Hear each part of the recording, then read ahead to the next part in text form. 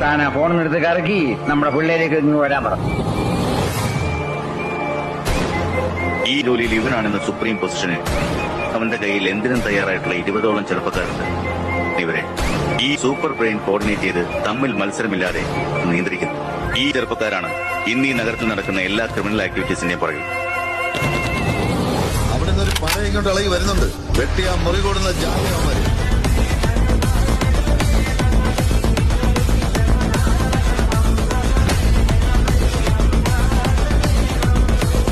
കഴിഞ്ഞിട്ടില്ല രാമ, 100 ബാക്കി. എടാ മോനെ,